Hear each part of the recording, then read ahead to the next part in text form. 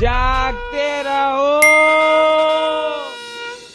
इन दिनों मैं आप हर कोई बहुत तरह तरह के साइबर स्कैम से घिरा हुआ है और इन्हीं में से एक को हम आइडेंटिफाई कर रहे हैं आपके लिए, जिसको कहा जाता है extortion scam. Cyber criminal dating sites, social media और गेमिंग एप्स के जरिए लोगों का फोन नंबर हासिल करते हैं और उन्हें फिर टारगेट बनाते हैं। आपको कॉल या मैसेज या मेल आ सकता है और जिसमें कहा जा सकता है कि उनके पास आपकी कुछ निजी तस्वीरें हैं और अगर आप चाहते हैं कि तस्वीरें वायरल ना हो तो तुरंत पैसों का भुगतान कीजिए। डरा कर पैसे ऐंठने के इस तरह के एक्सटॉर्शन स्कैम से आगाह करने के लिए आईसीआईसीआई बैंक ने अपने कस्टमर्स को एक एडवाइजरी जारी की है और ये एडवाइजरी जो है ये बड़ी काम की लगी। मुझे लगा आपको भी जानना चाहिए, क्योंकि क्या पता कहीं आप या आपका कोई दोस्त इस तरह के स्कैम का टारगेट ना बन जाए। तो आइए समझते हैं कि ये एक्सटॉर्शन स्कैम कैसे होता है, कैसे जाल बुना जाता है, आप किस तरह इस स्कैम से बच सकते हैं और सबसे जरूरी इसकी शिकायत आप कैसे करें। तो सबसे पहले बात, एक्सटॉर्शन स्कैम क्या है। एक्सटॉर्शन का मतलब हुआ उगाही, यानी आपको डरा धमका कर, आप प्रेशर क्रिएट करके, आपको मेंटली टॉर्चर करके आपसे पैसे वसूलना। और एक्सटॉर्शन स्कैम इसी तरह से काम करता है।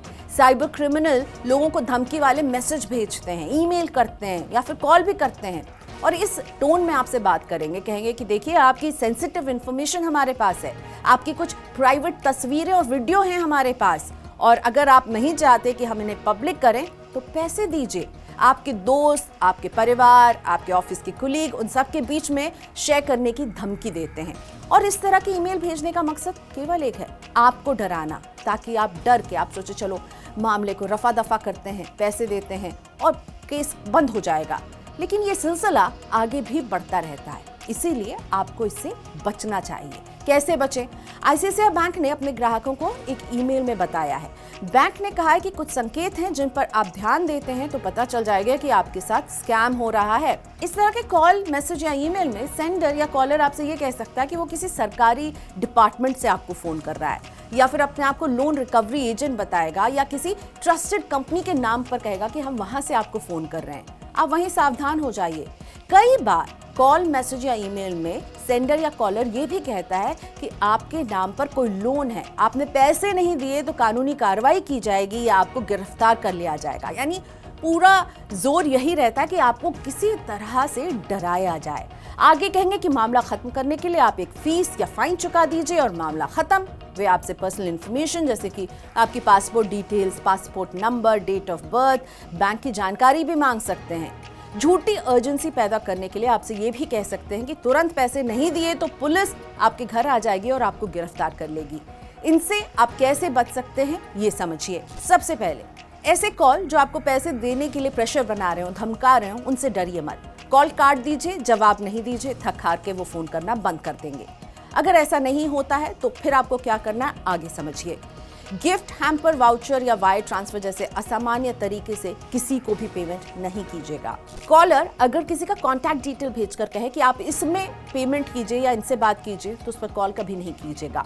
कॉलर की पहचान करने के लिए वो जिस ऑर्गेनाइजेशन का नाम लेकर आपको फोन कर रहा है ना, उसमें आप कॉल कीजिए, उनके ऑफिशियल नंबर्स को निकालिए और वहां पर फोन करके बात कीजिए। ऑफिशियल वेबसाइट पर आपको उस कंपनी के कॉन्टैक्ट डिटेल्स मिल जाएंगे। मैसेज या ईमेल का जवाब बिल्कुल ना दें, इग्नोर कीजिए। अगर आप ऐसा करते हैं तो स्कैमर आपसे पैसे लेने के लिए एक्सटॉर्शन की कोशिशें और तेज भी कर सकता है, तो सावधान रहिएगा। किसी भी अनजान व्यक्ति को पैसे ना भेजें। Credit card, online banking account के डिटेल्स शेयर नहीं कीजिए। ड्राइविंग लाइसेंस हो गया, आपके कुछ पासवर्ड हो गए या फिर आपका पासपोर्ट हो गया, इस तरह के आइडेंटिटी कार्ड की जानकारी भी शेयर नहीं करना है। ईमेल या फोन पर इस जानकारी को भी शेयर करने के लिए अगर कहा जाए तो बिल्कुल भी अग्री नहीं कीजिएगा। अग्री कर भी गए हैं तो कभी भी इस मेल या मैसेज को भेजिएगा नहीं, हाँ हाँ करके फोन काट दीजिएगा। ईमेल में आने वाले किसी भी अटैचमेंट को ओपन ना करें, किसी भी लिंक को क्लिक ना करें, कोई भी फाइल डाउनलोड ना करें। ये सब आपके कंप्यूटर को मैलवेयर से इन्फेक्ट कर सकते हैं। चेतावनी भरा ईमेल भेज सकते हैं, जल्दी से इसे डाउनलोड कीजिए, लेकिन इससे आपको दूर रहना है, इस गलती से बचिएगा। तो आखिर में ये समझिए कि इस तरह की कॉल से आपको डरना नहीं है, बल्कि इनकी शिकायत दर्ज करनी है। कौन से कानून आपकी मदद करते हैं ये आपके लिए मैं लेकर आई हूँ।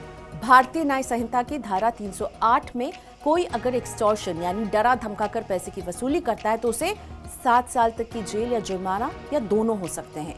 इंफॉर्मेशन टेक्नोलॉजी एक्ट 2000 के तहत तस्वीरें पब्लिक करने की धमकी देने वाले को 3 साल की जेल और 2 लाख का जुर्माना देना पड़ सकता है। और इस तरह की फोटो को डिजिटली अगर कोई कहीं पब्लिश करता है तो 3 साल की जेल और 5 लाख तक का जुर्माना लग सकता है। दूसरी बार पकड़े जाने पर यानी रिपीट ऑफेंडर अगर कोई है तो 5 साल की जेल और 10 लाख के जुर्माने की सजा का प्रावधान है।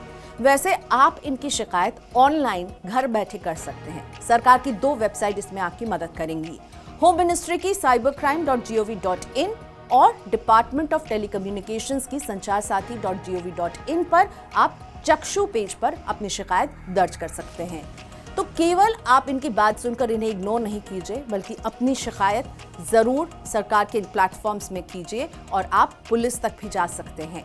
बस ये ध्यान रखिए कि इनसे आपको डरना नहीं है।